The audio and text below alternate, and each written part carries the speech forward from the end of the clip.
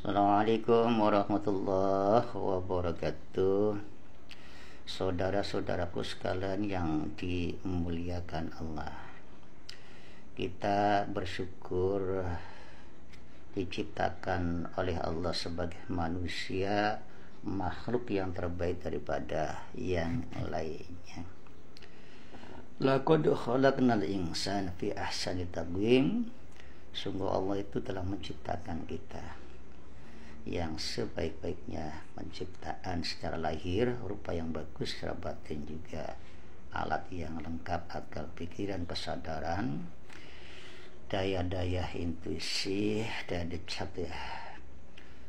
sesuatu dan sebagainya, supaya kita itu bisa melaksanakan kewajiban sebagaimana Allah serukan kepada kita. Wa ma khalaqtul jinna wal insa illa liya'budun. Semua ini akan hidup perangkap ini ketika diisi dengan hikmah, dengan ilmu dan aturan akhlakul karimah.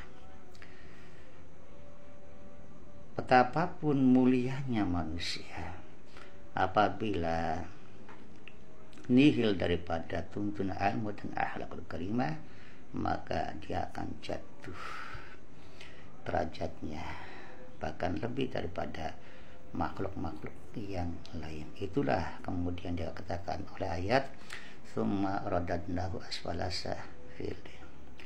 Kemudian Allah itu menjatuhkan manusia itu serendah-rendahnya derajat, bahkan lebih rendah daripada tanah yang kita injak. Karena apa? Ya karena jahil atau membiarkan kejahilan pada dirinya dan berakhlak yang buruk atau berakhlak muhlikas yang merusak baik diri sendiri maupun pada sesamanya. Allah menciptakan manusia ini supaya kemuliaannya terjaga, yaitu dengan ilmu, dengan akhlak. Maka itulah Kanjeng Rasulullah itu memberikan pelajaran kepada umatnya itu untuk supaya kita mempelajari dan mengamalkan akhlakul karimah dari ubudiahnya maupun bersosialnya. Agar apa? Agar hidup ini tetap bernilai dan mulia di sisi Allah, di sisi manusia. Bahkan kita bersyukur bahwa umat Islam diajarkan itu semenjak kecil bagaimana kita diwajibkan untuk belajar mengamalkan akhlak yang bagus, adab yang baik, sopan santun kepada siapa saja.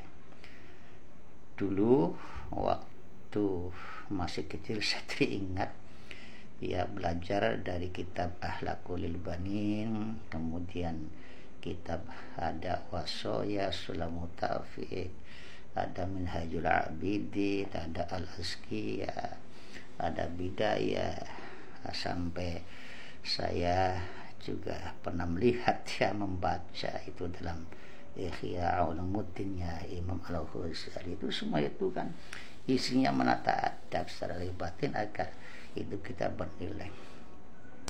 Saudara-saudara sekalian yang dimuliakan Allah, akhlak itu adalah sikap yang tertib dan tertata, yang mengutamakan adab secara lahir, tapi juga supaya ada kejujuran dari sikap batin. Maka itu sepantasnya akhlak itu adalah juga kejujuran.